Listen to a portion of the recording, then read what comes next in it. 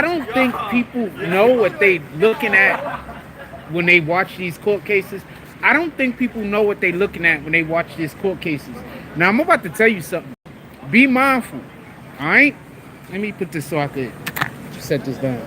I'm about to tell y'all what happened today, and be mindful. I heard people in court today say, yo, nothing happened. And these people work for like publications. Like, I don't understand how you think nothing happened today. So I'm gonna explain a couple of things real quick, and then we're gonna shoot right through this. The first thing I'm gonna say is they start laying their groundwork. It looked like, because remember, I missed a lot of days. I just been here in the interim. I just recently got here. So it looked like they're really, really laying their groundwork for two things right now. One is the human trafficking, and the other thing is basically creating pornography. Okay, so for everybody that don't know, you can't, prostitution is not legal everywhere, basically. And in states like New York City, prostitution is not legal. It is illegal. I just want to be clear on this because I don't think a lot of people understand this. So they laid the groundwork for a couple of things today. One of the things they laid the groundwork for was for the human trafficking. How they did that was, first thing they did was they took Diddy. Okay, so this involves Cassie. This does not involve Jane Doe. I don't know why we're calling her Jane Doe. Her own baby father already came out and outed her. 50 Cent already came out and outed her. I don't know why there's some people calling her Jane Doe. It doesn't make sense to me. In any regard, we all know who she is.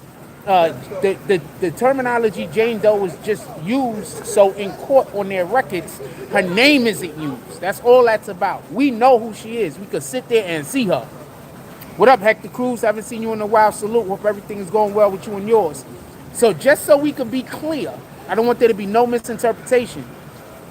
What they were doing was they was opening up and laying down maybe more groundwork.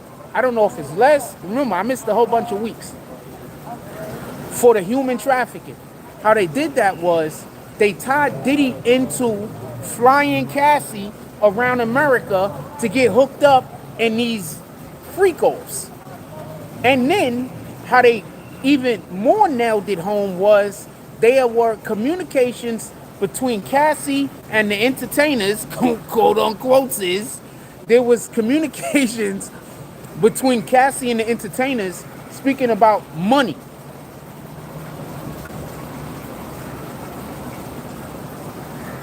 I know that doesn't sound like a big deal. I get it. It doesn't sound like a big deal. But when Cassie talks to the entertainer about the money, and then Cassie contacts Diddy and tells Diddy about the conversation between her and the entertainer, after Diddy had just flew Cassie into whatever the city was, New York in this particular case that I'm talking about specifically, what that does is that lays the groundwork for Diddy actually being involved in the human trafficking of Cassie. I need for y'all to understand what's going on here. So that's what they was laying the groundwork for today. They still have, they was using forensic, the people that go through the phone, a forensic,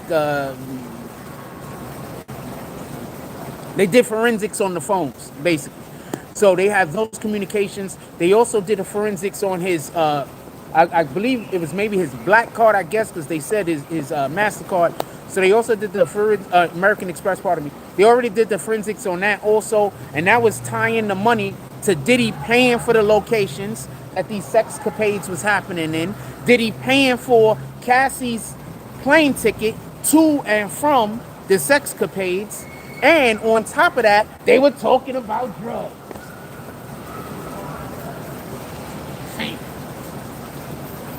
They was talking about drugs, man. So, just so we can be clear, I heard some other people talking about it, but once again, this is why I don't like hearing other people's, I never want to ear hustle when I'm following a case. Because what happens is, you hear somebody else say something, and then that might eschew your perception of whatever the situation might have been. So I don't really like hearing other people's takes on anything, unless I ask you. You understand what I'm saying? So with that being said, I heard a person, more than one, it was a group of them, they was talking about it. And I just happened to be walking past, kind of didn't want to hear it too much. But basically, I don't think there is a clear understanding of, they tried to make it sound like Cassie and some lady named Mia were the drug dealers, and they was keeping Diddy high. They were the drug dealers. I mean, I'm assuming that's the argument. I'm in the overflow. I'm assuming I did not hear this information in the overflow. I heard this information outside as I was walking around. I did not hear anything in the overflow involved in what I'm speaking about right now. So I don't want anybody to think that I'm listening, because I don't ear hustle. I don't want to hear anybody's information on nothing, because a lot of times what happens is you hear somebody else's perspective and then you change your perspective and you might have been right. So I go off of what I know as far as, what I know, what I've learned legally, how things operate. Yeah. What up, fam? How you doing, brother? How you doing today? Chilling. Tell everybody about your page, man. I'm Joe Neerman. I'm a New York attorney. People call me Good Logic. Okay. What do you think about what happened today in the court? I think it was boring as hell. Today was boring. It's usually boring when they do the forensics. Yeah. Well, they had like the real new thing we had today. The two takeaways I'm taking from today are juror number 6 being kicked off before the jury even came in. That was interesting. I can break that down for you if you want, or that. Yeah. All right. So juror number 6 is the lone black male juror, and he got bounced out today because the state said that he looked very sus, in that he was, as far as trying to qualify as being a New York resident. In order to be eligible to serve in the Southern District of New York, you have to be residing in Manhattan, the Bronx. And he had put down that he's staying by his girlfriend in Jersey, and then he said he's staying by his sister in Jersey, and then he said, no, the Bronx, I'm with my girlfriend in the Bronx. And they said he kept being very shady in where he was living, as if he was trying really hard to get on this jury. So they basically looked at it as being suspicious that he has a vested interest what he's walking into the trial with, and accordingly they asked the judge to remove him, and the judge removed him. So, yeah, that's the last. There are a couple of black females, I think.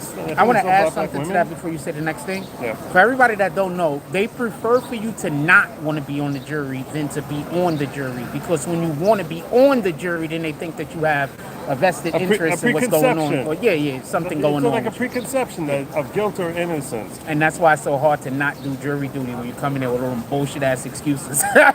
They like, that's exactly what we want. If you want to get on, you're like, put me on, come on, let's hang this guy. That's how you get kicked off. Yeah. So anyway, what's really interesting is that before the trial, I don't know if you know this, before the trial, the defense brought what's called a Batson challenge. That is a challenge under a Supreme Court case of Batson versus Kentucky. The Supreme Court said you're not allowed to burn your peremptory challenges for the purposes of trying to eliminate a particular race. Meaning, a peremptory challenge, anyone can be removed for cause. When you go through the whole jury selection process, anyone can be removed for cause, meaning this is a person who seems like they have a natural bias or whatever, so that you can remove as many people as you want. Then and sometimes the one side or the other will try saying, hey, this person should be knocked off for a cause, this person should be knocked off for a cause. Then you have what's called a peremptory challenge. That means we just don't have a good vibe on this potential juror, so we want to get rid of them. So in Batson versus Kentucky, the Supreme Court said you're not allowed to say that your vibe is based on race. If it's based on race, and you can establish that the reason that this side is trying to knock him out is because of race, in that case, the juror, you could either have a mistrial, you could have the juror reseated if a Batson challenge is successful. Before this trial even started, the defense said they're not letting any black people on this jury over here. And they raised the Batson challenge, which meant that they had to specifically go through why it is the state used certain peremptory challenges for this black potential juror or that one. I think there was 2 or 3 of them that they had knocked out with their peremptory challenges, and the judge found that they actually had a good legitimate reason. Like one of them had like a positive association with like 17 potential witnesses, and yeah, so the judge seemed very convinced that there was no issue with there being a Batson violation, and said it was fine. And today, after he removed this guy, so like, you know, the defense was all upset. There's the last black male, and let's face it, I mean, between you and me, if you look demographically, I walk around the room here as far as likelihood of thinking free Diddy versus this guy's guilty. That you can't deny the fact that that most black men seem to be leaning. There's a larger percentage of people who were black men who I think are leaning towards free Diddy than let's say of older white men. That's just the reality, and it could be for a number of reasons. It could be it's a personal interest, they like Diddy, they know Diddy, they like him. It could be it's a cultural thing that they understand, that they have a different, let's say, higher tolerance for, you know, on a cultural level. It could be a distrust of the police. And that could, you know, and that could be staring in the face. So like, look, I don't believe anything the police is telling me because of their own personal experiences. So for all of these reasons, you can understand why the defense would want to have, you know, at least one black man on the jury there, and hope that if in fact most of the rest of the jury goes against it, that he'll be the holdout to at least get you to a hung jury, because you need to get a unanimous jury. But anyway. So the judge seemed very concerned, because this is an appealable issue. If in fact he's wrong on this, you know, in that case, it's an appealable issue. So he seems to be going down factual predicates to basically say, look, here are all the reasons I think your Batson challenge should be denied, to make it harder for the defense to win an appeal and say, hey, he really should have granted the Batson challenge there. So that's what we had this morning. So now we have, I think, 2 or 3 black women who were left on the jury, but no black men, and it's mostly old white people from what I was able to see. Which side wanted him removed? The state wanted him removed. The defense wanted him kept on. So there you go. Anyway, but and the other that was one takeaway. The other interesting thing that I saw today was, I think it's the first time that the jury got to actually watch and hear video from a pre-golf.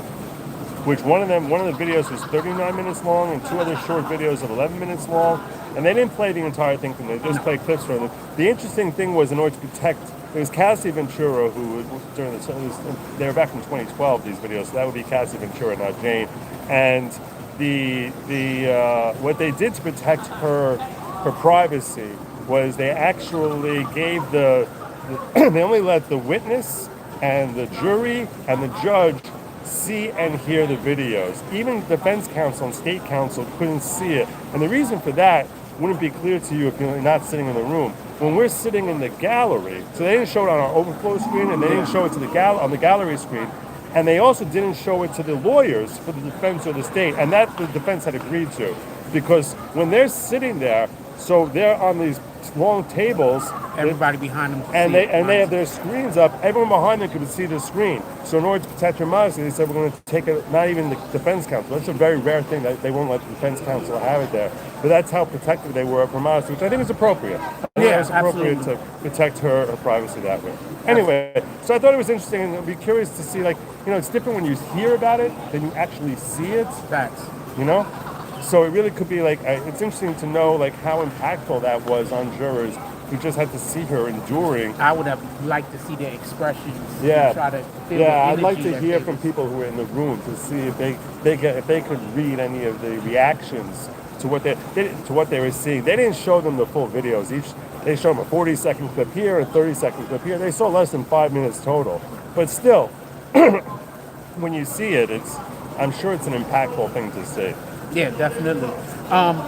Question. So they were talking about the American Express payments that were made from Bad Boy that were for Cassie's plane trips, and also I believe for when they went to the London over here. Yeah. Well, How do you think that might, weigh into this whole entire I discussion. think it's all trying to bolster that, hey, this is not just a figment of Cassie's imagination, but this was all going down. You know, it's in order to give credibility. It's forensic evidence. You can't refute for it that this, you know, these hotels were booked, these flights were booked. You know, whether the defense is saying, well, you don't know if they got on the plane, you know if they went to the hotel, but like you had the hotel charges, so the implications. If the jury's going to say we have a reasonable doubt when they went there, okay, but you don't expect the jury to have a reasonable doubt that they actually took advantage of the flights that they, you know, were booked for, the hotels they booked for.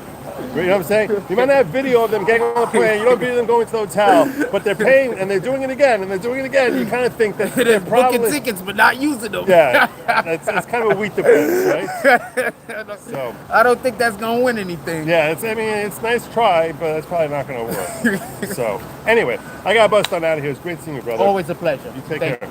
All right. He is a lawyer. He has his own page. I've had a couple of conversations with him. Very smart guy. But like I was saying, and I was trying to express, what they're doing is they're laying the groundwork right now for the whole. Just pardon me. I'm sorry. I'm a little slow on what I'm saying. But they're laying the groundwork right now for the sex trafficking.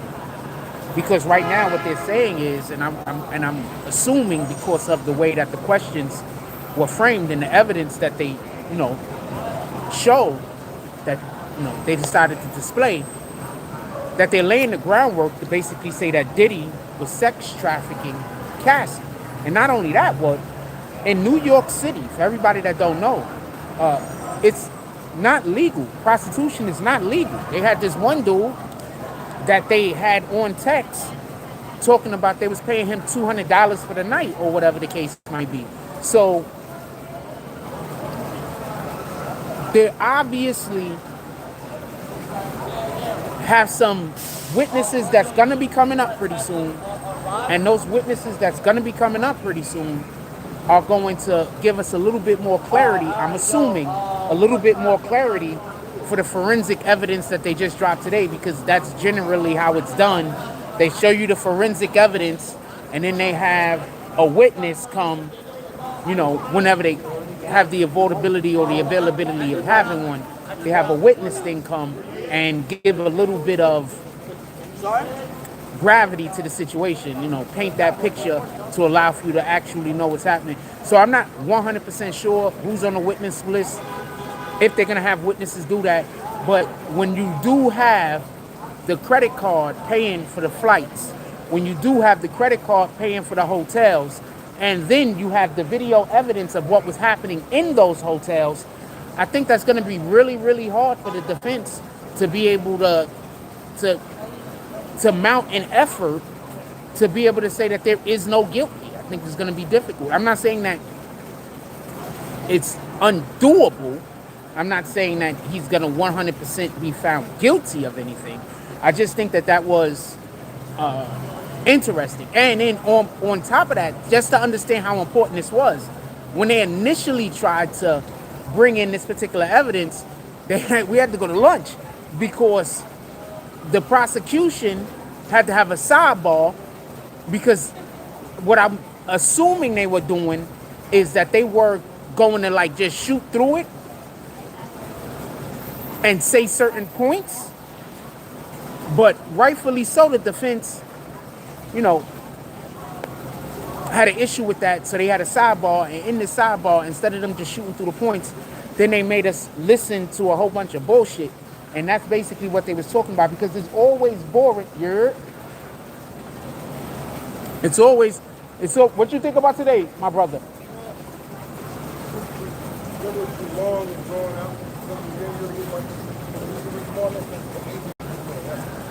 All right. I'm on live right now if you wanted to say something. Salute. So I want to be clear about something. I don't want there to be no misunderstanding. I'm assuming they were laying down some groundwork for where they're trying to go, because what it looks like to me is that they're trying to solidify this is sex trafficking situation.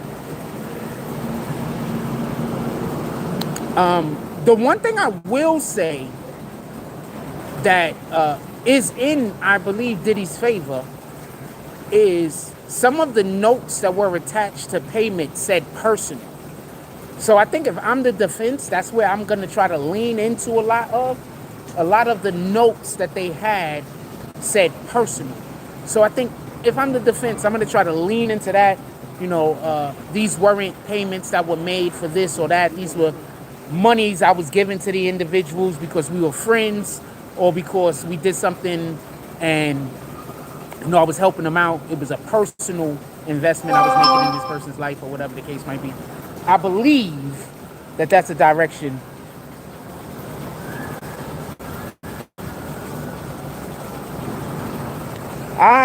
Well, hold on. Could I just say, you worried about Diddy, the distraction, you better be focused on the Middle East. The Bible tells us not to be concerned with wars and rumors of wars. So that's what the Bible says. So I'm going to follow the Bible, not you. It says it in the Bible, fam. Go to Revelations. So I'm not going to turn this into a whole biblical discussion. I love talking about God, but I'm not going to turn this into a whole biblical discussion. But in the Bible, it says not to worry about the wars or the rumors of wars. So no, sir, I'm not really concerned about whether this is a distraction or not. We have actual people who believe themselves to be victims that this needs to be looked into, whether they were or were not victims. I think that a lot of these people were participants. Just so we can be clear. I think a lot of these people were participants. But, you know, I've only been in court a couple of days, and we'll see exactly what's going on. That's all I can say about that. With that being said, yo, look, I love y'all. Everybody have a beautiful day. Go out there, do something worth doing, stamp God's name on it, and let people know that you come in the name of the Most High. I'm out.